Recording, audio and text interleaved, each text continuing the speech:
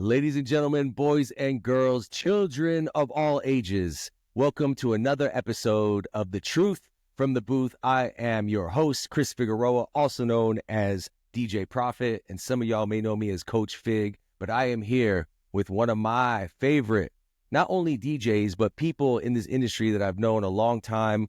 I've witnessed their journey, their evolution of their career, of their families, of their manhood and adulthood into the maturization, which has become DJ UNIEQ, Quay Kennerly. I'm giving out the government because it's real. It's all good. Yes. Welcome to The Truth from the Booth. Thank you so much for jumping on with me, my man. I appreciate you. Thank you so much. Yes. You are not only a DJ, but you are a, to say the least, a personality, a man of many talents. And I found that you have this great, unique way of putting them all on display all at once. And that's something that I really admire about you, and definitely have been, watching you and joining you on this growth and this journey of this DJ career, which isn't easy, and raise a family and side hustles and projects and create content. Hats off to you. Much respect. What's good? Thank you. It's almost like, it's like no matter what, there were first when I heard you say the many things, too many focuses. I got too many focuses. If I'm 100% keeping it real, I got too many focuses. Now, the challenge as an independent artist, or even a independent human, is when you got to take care of everything yourself. I know people be like, teamwork, make the dream work. You got to have a team. I get all that. But, when you've been doing this for so long and you run into so much unreliable people, you're like, I got to learn how to do that now. So, yeah, I got too many focuses. I just want to pick. Well, coming from our generation, before there was a team, before this DJ game and this artist game got really unified the way it is now, it was an independent game. It was every man or woman for themselves. It was a battle. It's crabs in a barrel, scratching and clawing their way to the top to see who can be the best, who has the most exposure, and who's getting the most work. And in order to get the work, you got to do the work. In our era, now you can just somebody put that on a T-shirt right now. I'm dropping bars. You got to do the work. So built from that cloth, we are a different. Where's Opus? I hope Opus catches that. It does. That'll be a topic. But that's what separates us and creates the longevity in our careers. Let's talk about the longevity of your career. Where did you start? How old were you? Who inspired you? And where were you? Let's take it back. We're going to take it way back. Now, before professionally, I would say I could remember by the age of like 5 years old. I remember I being 5 years old. We lived in Columbia, South Carolina. I don't know what the DJ's name was. I wish I remembered his name. I think maybe something like Icy Ice or something like that. And I would be glued to the radio to hear his mixes when he would do like the traffic jam mixes. And I would draw pictures of turntables and I'd be fake DJing along while he was doing it. You know what I'm saying? Yeah. Fast forward to getting like maybe like one turntable, and I had like a tape deck. This is like in middle school. So I was practicing DJing on my little turntable and my tape deck, and I would make mixed tapes like that. Like I'd put like a little cassette thing next to a speaker, and record it that way. Oh my God, universe, if you could help me find any of those tapes, that would be so awesome. Amen. Fast forward to 13, 14 years old. I did maybe a couple of things for the school, like a friend of mine, Aaron Robinson, shout out to John. I DJ'd the middle school graduation party that he had at his house. Stuart Baroff, shout out to him. I did a house party for him. That was cool. I had my very first little CD player. It sucked ass. Like it kept jumping and skipping. Like it was awful. It was terrible. But I had my first CD player, and I got to do a gig with a turntable and a CD player. Okay, so by the time I'm 14, I meet the guy named Bronson. Rest in peace to Eric Roberts, a.k.a. Bronson, Seventh Heaven crew. Turn up. He was basically, I lived in Winchester, Virginia, and he was basically like one of the bigger DJs of that area. He ran a sound company, and he would DJ. I don't know how I was introduced to him, but he told me to come down to this place called the Elks Lodge. You see what I'm saying? We in the country. Yeah, I know Elks Lodge. Come on down to the Elks Lodge. I'll let you do a bingo on Sundays. You know what I'm saying? You can come on, do the first 45 minutes, first hour. Let me see what you got. So I'm all nervous. You know what I'm saying? My mama come down with me. Shout out to my mama. My mama, that's my day one. She be riding with me to everything. Number one fan forever. And so I go down there and I do my opening set. I thought I did good, you know what I'm saying? The mixes was on time and everything, and I'm not used to using his equipment. Nobody danced. When I mean like nobody danced, I don't even think nobody even tapped their foot, you know what I'm saying? No, not a shoulder, not a nothing, you know what I'm saying? So I'm feeling like I didn't do good because, you know, our job is to encourage people and make people dance. Yeah, get the reaction. Get the reaction. I fast forward to now, I know back in time, that's not how it works. You know what I'm saying? Ain't nobody 9 o'clock going to run to the dance floor, you know what I'm saying? Yeah, unless they're pre-gaming in the parking lot. They're pre-gaming in the parking lot, you know what I'm saying? Yeah, the tables, they talking. I'm setting the room up. I don't know this. But Bronson liked what I did. And until I graduated high school, I would travel with him. We would travel around in Virginia and Maryland, and we would do gigs. Yeah, so it was a great learning experience. I remember being about 8, and I would do shows every now and then, like with my music, every now and then. But when I was DJing, I would never get on the mic. I was so scared to get on the mic. I didn't want to say the wrong thing. I just wanted the music to do all the talking. Right. But he would tell me all the time, Bronson would say, you got to get on the mic. You got to introduce yourself to the crowd. You got to, that's how you make the connection, is being on the mic.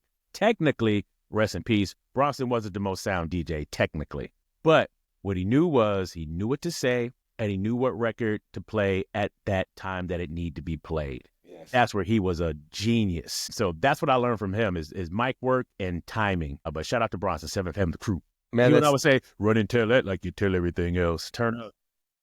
Man, it's so amazing. And you were so lucky to have such an incredible mentor to bring you up and give you those gems on the way up. Even like Mr. Miyagi style, without you even knowing that you were doing good and setting up the room. No, maybe nobody danced, but you actually set the tone and the vibration in the room for people to start to enjoy themselves and interact with each other and make those connections before they ask somebody to go out and dance with them on the dance floor or go to get them a drink or whatever the situation is. So to all the people who are, I don't want to say opening DJs, but to the people who are setting up the room, you know what I'm saying? Use that art to set up the room. You setting up the room. You're not opening, you setting it up. You know what I'm saying? So if you're the one that's starting the night and you're passing it on to somebody else, you want to give them a nice little, hey, here's your alley-oop, you know what I'm saying? So yes, rather than dunking and banger after banger, that's not going to make you look good. Yeah. You don't need to do that. I had to learn that too. I was a young buck once upon a time. I thought it was coming, let's kill it.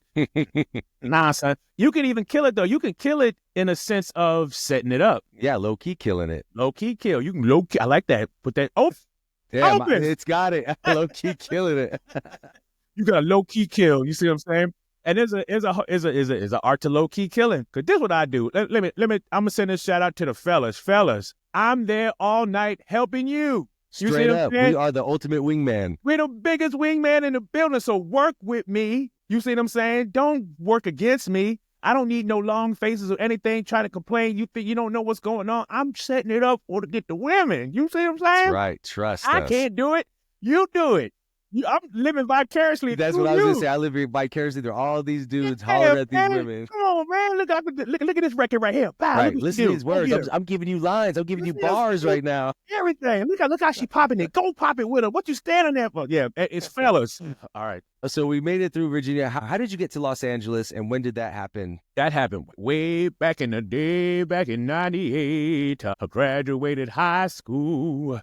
My brother, shout out to my brother Mark, a.k.a. now he's DJ MJ Beats. But way back in the day, he wanted to be an actor. So where do you go to become an actor? You go to L.A., baby. So he was going to go to Los Angeles. He's going to live with my uncle for a while. I was going to make the drive with him, and then I was going to go back to Virginia. The closer we got to it being time to go, like, what am I staying in Virginia for? You see what I'm saying? Yeah. So if my Uncle Mark will take me, I'll come too. So I ended up coming out here with my brother too. So we came out to California.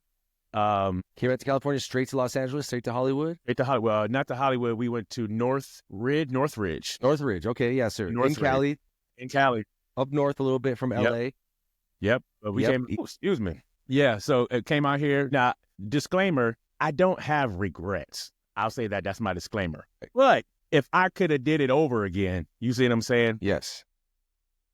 One of the churches that my uncle, I'm not trying to use the church, but one of the churches that my uncle went to, it was filled with like entertainment lawyers and producers and writers and people who were like in the game. Yes. But we hated going to church, so we didn't want to go. Only reason why we wanted to go to church because Suki went to church. That fucking bad. So, right. just to see what dress you wearing this Sunday. That's how God works. And I was like, no, you're not coming here to hit a message. So let me put her here. So we gonna get you here anyway. So I would have exercised the ability. I don't know what the words I'm looking for, but I would have took advantage of that situation more. Well, to counter your point and not to argue it, but that's why things don't happen or do happen the way they happen. I can feel you on that. I wanted to go back and change that, but were you really the person that would be able to handle those opportunities if they were put on your plate at that time and place, at your age, your maturity level, your skill set, right, per se? Because you are so much better now, I believe 1,000 times better than you were then, as not only a person, an adult, know how to move through the industry and the business, and your skill set, to say the least. I would say this. Hit me with it. I would say this. Okay, now, would I have been able to handle the information, any opportunities? Yes, I would have. I think I would have performed and listened well. I'm a good student. I'm a really good student. Okay. Now, would I have been able to handle things if things worked out? Oh, hell no. I probably have whatever kind of STDs. I probably That's what I'm saying. We would have probably been dead. Oh, yeah. Everything would be able to handle except for the life that is open up to you. I would have lost. Yeah, because the self-discipline wasn't there, obviously. Because I wouldn't because of the budget that I had doing it the slow way, I couldn't afford to get into too much. We like to cuss on there? Yeah, of course, yeah. Okay, yeah. So I couldn't get to 100% fuckery. You see what I'm saying? Yeah, for sure. But if I was back in the day and could afford some, yeah, you would have fucked your life up here right now.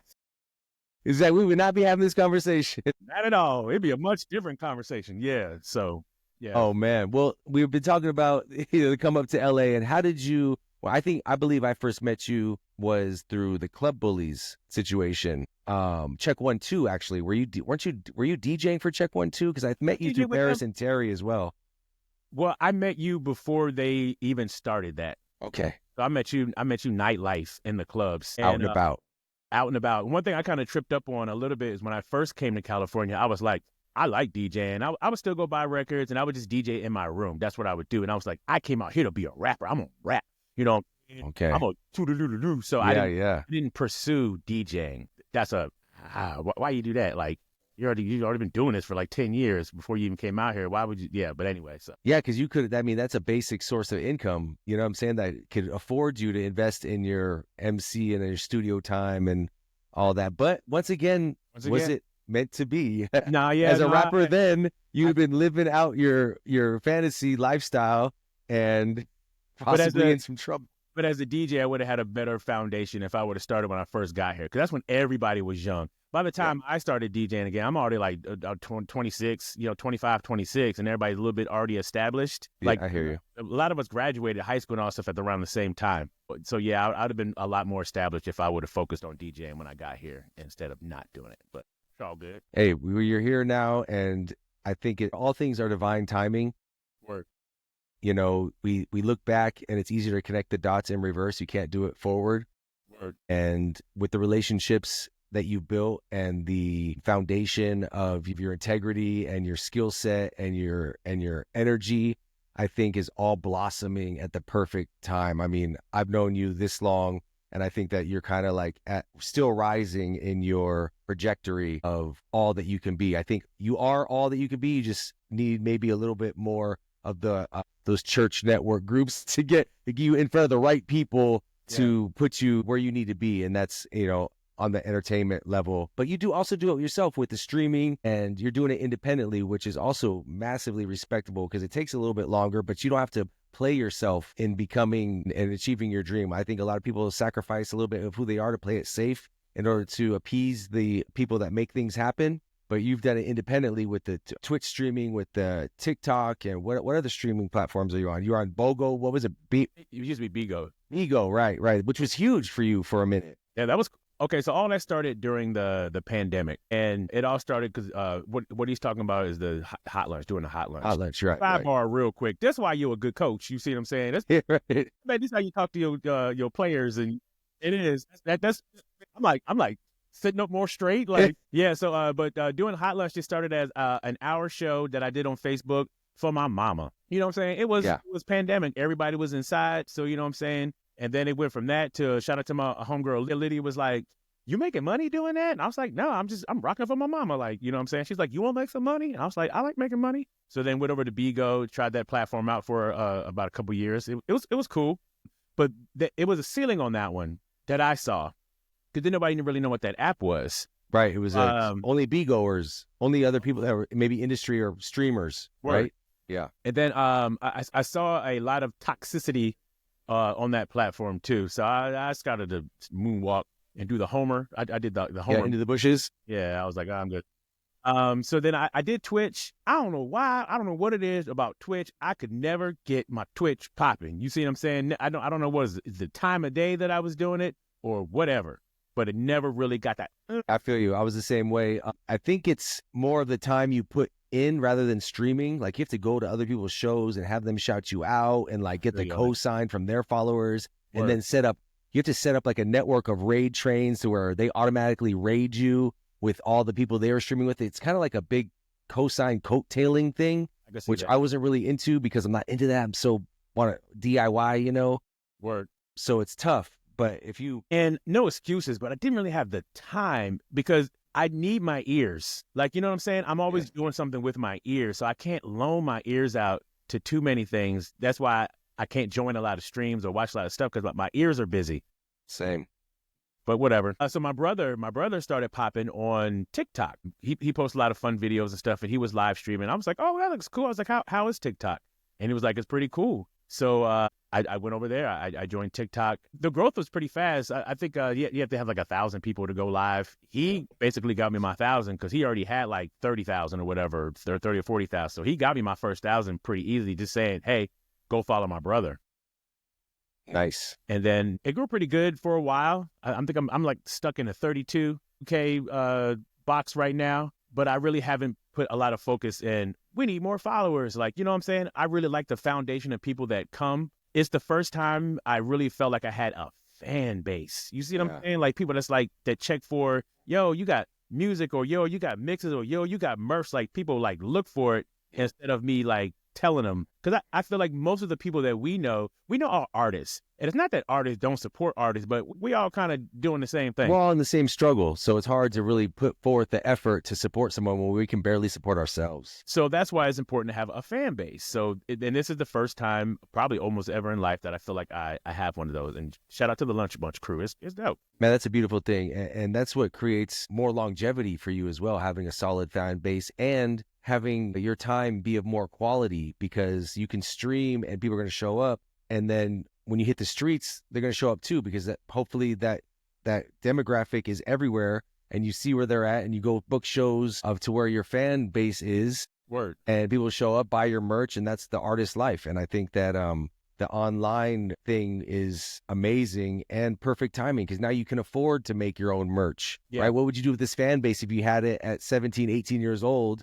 It would have just been a waste or a wash, you know, nowhere to go DJ, to go see them live or sell tickets, no merch for them to buy for extra income, you know? So I love the streaming. I love where you're at with that. Let's talk about the school tours, man, because that's another big platform for you to go get new fans, where I've seen you rocking those crowds. And I love that, because I used to do that too. I worked for the Flavor Unit at Power 106. I did radio promotions. I used to host the ASB. I used to host pep rallies in my high school. And that's how I got going with all this, and wanted to be an entertainer and a DJ, and I actually wanted to be a radio host and host live events. And I actually, my main dream was from a kid was being a rock star. Like I want to rock crowds. You know, from that to want to be a pro wrestler to a superstar DJ. But the school tours, man, that's an amazing event. And what is the foundation of that? Like, what are you guys out there promoting? I know I did a few like anti-tobacco campaigns or attendance, like make sure kids show up for school every day. What was the foundation of that, and how'd you get involved with that? Well, shout out to the Cantillon brothers. The company is High School Nation.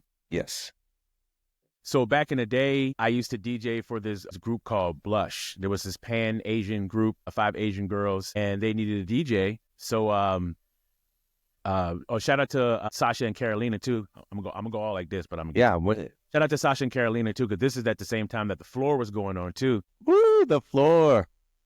If you know, you know. Turn up. So I got to meet the girls with Blush, and it was so cool because it was the day that I was meeting them. We had a floor that night, so I got to bring them to the floor too. So they made it look like, oh, DJ got it going on. So it was dope. So then I ended up DJing for them, and they were doing the High School Nation tour. So Nice. I would just come on and do the set with them, and then I'd get off. After a couple of shows, I was like, nothing is happening in between the acts. It would just be people would perform, and then you get off stage. So Jimmy, the creator of High School Nation, I went to him. I was like, yo, fam, like, can I DJ in between the sets? It was me and, oh, man, what was his name? Shout out to the brother from Shinobi Ninja. It'll come to me. But we was like, because we were 2 DJs there. We were like, yo, can we play in the middle of the thing? Yeah, Like, intermission. Yeah. Intermission. Yeah. So it went from doing that to the girls. I think the girls did the tour 3 times, and then the girls disbanded. And at the same time that they disbanded, the High School Nation people was like, hey, you want to come and DJ and host for us? I was like, turn up, let's go.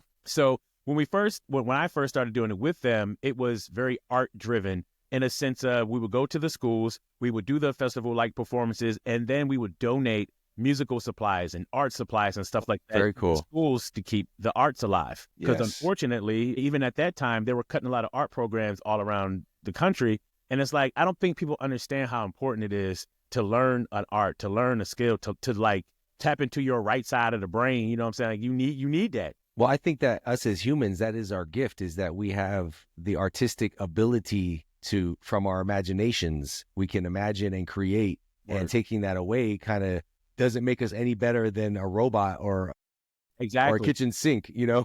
And, you know, I'm not trying to get my conspiracy bag, but of course, that's exactly what they want. Of course. Listen, we can go there. I'm all about it. We need people to be it's funny how all the conspiracies turn into reality truths later. Yeah, reality. Jeez.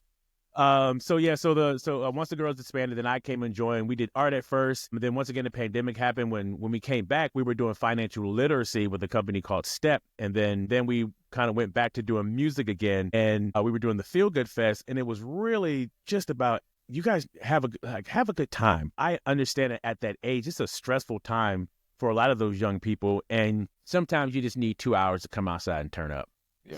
So the last run that we did, that's what it was. Come outside, turn up for 2 hours, and then going back inside and hit them books. Yeah, you know, it looked like a lot of fun, and I know it was with you at the helm and hosting that, and also giving you that stage presence as originally a performer MC as your vision coming out here, and now it's coming full circle back again because you have a new project that's coming out. I believe is it March 4th or April 4th? April 4th, 4/4/25. I was looking at the calendar. I was like, okay, so I need enough time to get all the artwork, get all this stuff done. Like, what's like a flashy? And then I saw that 4/4, and I was like, oh, turn up. That looks dope. So Quay Janai the Gemini is April 4th. April 4th, and that is as open format as you are as a DJ. Is there island vibes? Is there house vibes? Is there boom bap backpack? Talk to me about that. You know what? I haven't made a boom bap yet. Made a boom bap yet. This is my recording process. I make it in like, where's my list? I got like my list. Yeah. Okay, so this is like my song track list so far. This is how I make it. Like, so I made Forever First. That's song number 1. I made A Feel It. Oh, that's song number 2. Like, you know what I'm saying? So I got like 3 more to make. Boom, boom, boom. And then I'm out. Big shout out to everybody who records like 100 songs to dwindle it down to 13. Not you. I make 13 songs.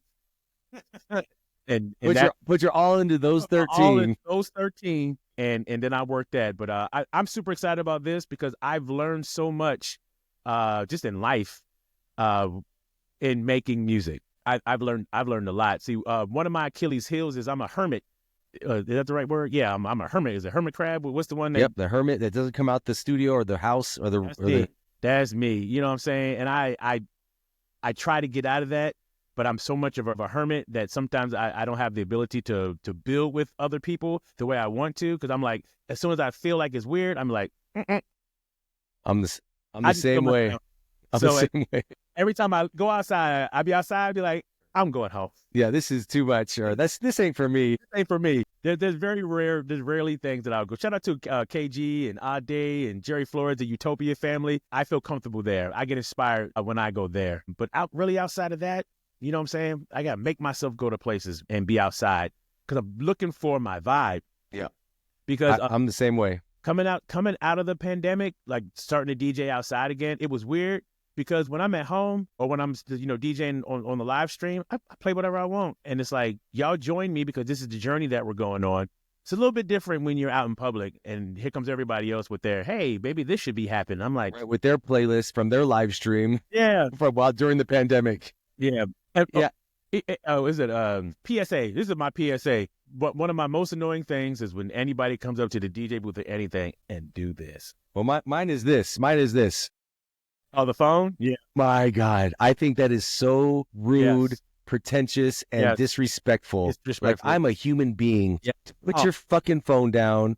Oh. Come over here Yes. and talk to me like a person. Yes. And people don't understand that because of, I mean, I'm sure it started with everyone got weird with the social distancing and can I come into the DJ booth? Can I come and talk to you face to face? And I get it. Let's get back to human interaction on an equal playing ground to where Word. we are both people here transferring information and sounds and mouth movements that create words Yes. Oh my. and speak to each other. But please, when you do that to me though, don't tap me. You can just, I see you coming. I see you. Right. Yeah. Oh, and I will get to you, but you don't understand. I'm actually in the middle of something. And I think that people tend to talk to you in the middle of a mix or right when you drop it. It's like, You know what it is? You know what it is? You know what it is? You so good, you make it look easy. yeah, you know, You make basically. you make it look like you're not doing nothing. So they just come out and be like, you ain't doing nothing right now. You see what I'm saying? That's how easy you make it look. You know what I'm saying? Man, well, it's a gift and a curse. It is. 'Cause I want to show up to people's jobs and just start talking to them randomly while they try to get something done. As they pick up the phone to make a As if- phone call. Right? We talk about being an introvert and being at home. Now, I know a lot of that for me has to do with basically time is of high value, more valuable than money. And money you can get back and get at any time, but time you cannot. And having a family and a wife and children and animals, you know, a dog, a cat, those are things that, you know, we sacrifice a lot of that time to be out and do what we do. So when we don't have to be out, there's no place like home. Are we the same on that? We're the same on that. Even traveling. Traveling. I like traveling. I do enjoy, I'm not going to front. I do enjoy traveling. And one of the best things about traveling is at the end when I get to come home. Yeah. It makes you appreciate your family so much more. I traveled a lot of my career very early on, all over the place. And by the second day, it's cool. The first day excited, the adrenaline's high. But the second day of waking up in that strange place or the hotel room or the host's couch is like, man, I just want to be, where are my kids at? Like, where is my wife? So I can just like relax and not be like uncomfortable, you know? But, you know, that's part of the sacrifice you have to do to keep that fan base going, pay for the nice house and the rent and the food and the car and the insurance and the phone bill. Shout out to the wives that understand that lives, and the husbands too, because there's men that's married to women in the game. But, you know, shout out to them for understanding how we do. Sure, for sure. And that's important too, to have somebody that supports you on the artist journey, that they understand that you are trying to accomplish something bigger than yourself. You know, and provide for them so that they don't have to work as hard or have to sacrifice that time. Because, you know, time moves fast, as we know. Especially with G coming into play now, you know, with the equipment that makes DJing easier, it almost makes us have to put in the work to keep up with the technology. We used to have to keep up with the skill sets. Now it's you have to keep up with the firmwire and the and the loading process and the drivers and. But we always did that. You know what I'm saying? Yeah, like back in the day, I had my little what was that mixer? The one you got from Radio Shack. Right. Like I went from that to I had my first Gemini mixer. Yep. That had like an echo thing on it that was super dope. Yep. To then the rain with the effects and the cue points. Well, yep. Then I went to my then I went to my Newmark. Like we're always advancing with the technology. So that's just part of the game. For sure. So, I would say the biggest and latest thing that I'm super spoiled by is stems. I'm a crackhead with stems. And I'm just like, Well, that makes all your dreams come true. Whatever you dreamed up of in your imagination of what artists should be over this beat or vice versa is limitless. It's infinite. So I embrace technology. One of the things I think is so funny because I follow so many DJs, all the keep it real. Like the keep it real DJ, like, you know what I'm saying? I'm like, I used to be one. Let it go. I did. And I've never been happier, honestly. Yeah, because people just want to dance. If people are dancing, who cares how you made them dance? They just dancing. Right. It's about how you made them feel, not about how you're feeling about what you're doing. Word. you 'Cause know? I remember one night I used to DJ at La Descarga, and I think I left the charger for my controller Ooh. wasn't in the case. So I'm like, what am I going to do? So I DJ'd all night, internal mode, just coming out of the headphone jack of the computer. No one knew the difference. Nope. Nobody knew the difference. Yeah, well, that comes with the experience and the wherewithal to be able to handle that situation, because that could be panic mode failure for a lot of people without the experience and the being forged through forgetting a needle. Word. You know, I've had my laptop charger die. I've had my laptop die in the middle of a gig I just flew to in Arizona. I got a spinning wheel of death on my hard drive. We had to wait for another DJ to come and bring his computer so I could play off of his to finish my set. Word. But just so many horror stories. All you can dealing do is figure it out. Dealing with the adversity. What are some of the adversities that you've had as a DJ on the come up that you would say stand out to you that have forged you into who you are today? Man, basically being in situations where you just have to figure it out. Like when you get there and there's shit equipment in the booth and this channel doesn't work and that channel doesn't work, and you know what I'm saying? Crossfader's broken, bleeding. Broken, taking the thing out. This sidebar, you DJs are so disrespectful. Straight up stacking shit. I don't get it. Drinking, eating. Why do you not care? These are the tools that we need to use to make this happen. Or dusty as hell. Like, who doesn't clean their shit? Like, I show up to some venues, I'm like, what the fuck is this? It looks like I gotta be an archaeologist to carve out what I need here. Scrape off all the extra soot and dust. Yeah, I don't get it. It's gross. But yeah, so most of the situations have been situations like that where it's just, but I had to figure it out how to make it happen. At the end of the night when I'm driving home, I'm patting myself on the back because those people had a good time and they didn't know I was putting out fires the entire time. Yeah, they didn't know you were sweating bullets back there, bubble gutting. Yeah. it was bad back there. Yeah, parched throat. And then I'd be thinking like, y'all would never know. Y'all never know like what it took to make tonight happen. Like, yeah. No doubt. Well,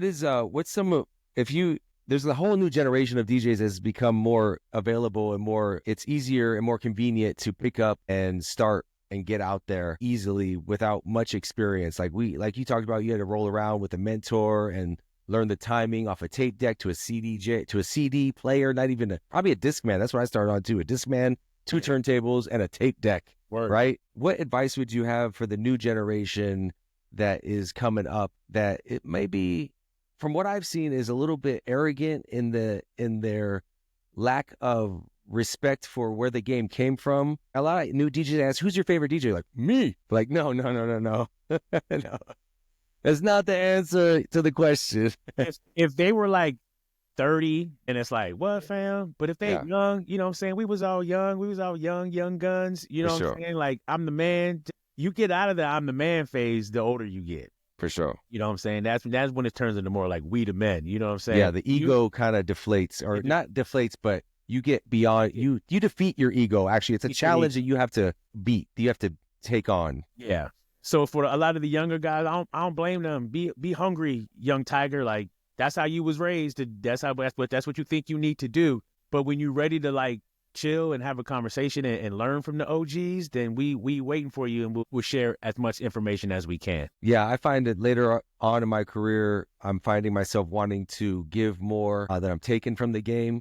I have a couple mentees under me that I'm showing how to move, not only technically and business-wise, but also culturally. They have to know where the culture came from, who were the forefathers before us, who are the greats that without them we wouldn't be here. Right. And I think that part of the respect of the culture is the missing link. And also, I love what like Scratch Academy, and shout out to the Beat Junkie Institute of Sound, or some of these goats and some of these gods of the game are actually taking the students in and giving them the treasures and the gems and the golden information and skill sets to be successful. Yeah. And a lot of us didn't have that. It was a one-man game, or you had your DJ crew, because the game is an independent game and it's a competitive, and without, like we spoke about, a proper team, it doesn't really have to be people actually cheering for you, but actually giving you information, a good piece of advice, or someone holding you accountable for not reaching your full potential, or having someone who calls you out on a sloppy mix, or you know what I'm saying, or not that tight of a set, or even if I know somebody, I'll leave it alone. Back in the day though, I would go out and just complain all night. Well, that's it should be me. Not that it should be me. It doesn't need to be me, but you need to do a better job. Like, that sounded good to you. I even went to this one gig. The dude had headphones and everything. All his blends was off. And I'm like, what you got the headphones for? What are you listening to in your headphones? He's listening to somebody else's mix, trying to go along with it. Oh, now he played this song? Okay, now I got to play this song. It's like rappers that rap over their own track. He's got a mix playing in his head, and he's trying to overlay it. So I want to, but don't want to say anything. I'm not the type of person that's gonna run up and be like, "Yo, that was whack, son." Blah blah blah. It's not necessary for me to do that. You see? No, for sure. But if you have someone that's looking up to you, and you go to specifically, or you have them at the studio, I'll tell them. It is your duty. That's different. To not give them a false sense of reality. To a lot of these guys are delusional, like they're killing it, and they're not. And I see a lot of guys now and girls. I just say guys in general, but that are doing old stuff that we've been doing, simple song blends, or a drop on a wordplay that's been happening, since the records came out, so they are, not reinventing the wheel, but having so much hype and people gassing them up so much that they actually are believing their own hype. And I think that, it's good to have someone that's on your side, that's achieved the goals that you have for yourself, in order to let you know whether you are on the right path or on the wrong path. I say this, in general, it's a lot of work and it's a lot of challenges to making it basically just in life. You know what I'm saying? For sure. If you figure out something, you know what I'm saying? If you're like social media's popping and you got all this recognition because you're like social media's dope, but you were like a whack DJ, but you dope like making it look hype, I don't take nothing from you. It was hard enough to get into the room and you figured out a way to get into the room. So I applaud you for getting into the room. Now, as a DJ, do I want you to like respect the game and practice your craft? Yeah, of course. But once again, it's hard to make it in this life. And if you figure out a lane and you work that lane and it becomes successful for you, hey, do you. As the great Vic One says, do you. It's working. You know what I'm saying? I've been to places and the crowd's not complaining. Right. So why am I? If anything, I blame them. I blame y'all for not having. Blame the crowd, right? Their standards are not high enough. Yeah. And this is not just for DJing. This is like concerts and all for this sure. Kind of like Everything. Like, oh, What the Face killed it last night. Like, no, they didn't. No, they didn't. Right. Have you ever, if anybody, watch Michael Jackson's concert that he did in Bucharest? They showed it on HBO long time ago, but it's like on YouTube right now. If you want to see somebody kill it, watch that concert. That's killing it. Walking back and forth on stage or whatever, you know what I'm saying? Yeah, pacing. Hey, that's not killing it. Well, I take that back a little bit because I saw Jay-Z live, and that's what he did. Yeah. But his magnetism was so dope that that's all he needed to do was that. Yeah, and his descriptions paint pictures. His wordplay gives you visuals. Word. So you don't need backup dancers and choreography. Yeah. Chris Brown, too. Chris Brown, man. He puts on a show. That dude's incredible. Yeah. That's a show. So that's what I would say moving forward for everybody, any artist, any DJ, when you are out there, put on a show. Like, give them people something. Give them something. Find that what it is in you that's your you thing, and give them that. Like, you know what I'm saying? Like, yeah. I find that's a gift of yours as well, is that you found that throughout your career and your artist development, that you have all those things. You can get on the mic and rhyme. You can get out there and dance. You can put it down technically on the turntables with CDJs, a controller, or techniques, vinyl, if you had to. And I just commend you for that, for being that complete artist. You're not just a DJ, you're an artist and entertainer. So, man, too many folks. Love this conversation we're having. I just we're going to wrap this up because I think they charge after 45 minutes extra. Hopefully this costs extra for the clips after an hour. But man, I want to let everybody know where they can find you. Let them know your residencies, your social media, where they can find your content and your new mixes, and mention the album on April 4th. DJUnique.com, DJUnique.com, DJUnique.com. That's like the home base. That's another thing. I've been working on building my website. I had a great developer. Shout out to Caesar. But every time I need something done, I have to send it to Caesar. Then he has to take time to do it. The delay, yeah. Pay him to do it. I'm like, I could just learn how to do this myself. You could. So I've been working on doing that. So DJUnique.com. I've been trying to focus and do stuff on my Instagram more. So at DJUNIEQ, it's right. Hold on. So at DJUNIEQ on TikTok, on everything is at DJU. I made it so simple for everybody. If you ever wanted to hear the mixes that I do from Hot Lunch, I post them on my SoundCloud. So there's thousands of minutes of DJ mixes stuff on there. Check that out. I'm excited about Quajanai the Gemini. I would like to be finished because it's taking up all my time is doing these songs because I'm mixing them, I'm mastering them. I would love. Oh, you're printing them. I'm printing it. Yeah. I am Paisley Parking it. I'm getting my Paisley Park on. Yes, sir. I like it. I enjoy it. I like doing all that, and I really hope that everyone likes it too. Because this is all I'm making this year, and this is all I'm focused on. Well, musically, I'm not making a whole bunch of songs. Once I do this, I'm pushing every single from this album. Yeah, turn up. Beautiful. Waging out the Gemini 4/4/25. Let's go. Where can we catch you outside, though? I know you have been at Dave and Buster's in Ontario with the residents. That's about it for residency wise. Okay. Because I don't find much joy playing. Shout out to Yama. Shout out to Yama, Bob. DJ. Yeah. Hey. Yeah. You there? Are you there Saturday? The Saturday, March 1st, I start somewhat of a residency. I believe I'm there again March 30th. I think when that goes well, we will work out some more dates. Super excited about that. They actually heard me play They heard me play at Break Room. And wanted me and brought me and spoke to me there about it, and it's finally come to fruition. So I'm super grateful for that. Well, man, I would love to have you down. All we at 45. Oh no! Yeah, we're there at 45. I want to have you down. I want you to come back down to Temecula. I'm playing at Salute Lounge every Sunday. Would love to have you come drop a set. It is right in the same parking lot as Bastards. The last time we hooked up. Oh, turn it up. It's right behind there. Bastards closed, by the way. FYI. Really? Yeah, that one in Temecula. There's still the one in Downey, but just not running it right. But that's a topic for another episode.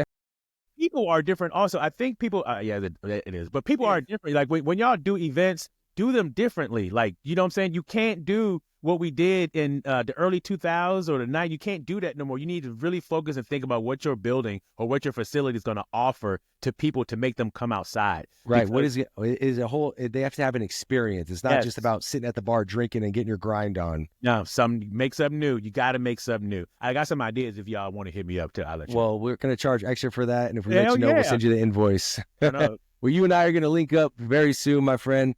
Thank you, UNIEQ, for coming on. The Truth from the Booth. I appreciate you so much. Best of luck and prosperity and abundance and everything that you do. I'm always here supporting you, and I know you do the same for me. So I'm very grateful to you as a brother in this game and as a friend and an amazing entertainer. Appreciate you, brother. Please send love to the family. I appreciate your time. I know we're going over. Oh, no. It's all right. It's an extended VIP episode. We're going to start a Patreon for the last 15 minutes of it. All right, Quay, man, thank you so much. Have a great day. Make sure you like, follow, and subscribe right here to my YouTube page. Hit that bell for notifications on every episode that drops from The Truth from the Booth. It will most likely be on Thursdays, 3 p.m. Shout out to all the Instagram fans and friends and family that are supporting. We're trying to raise the subscribers up, so please subscribe. It's free. It's free, man. So I can and watch us and comment, so I can get a check from this and not have to be outside so much. I can stay inside. Much love, much love. Appreciate you, and we will catch you on the next episode. Yes, sir. Peace.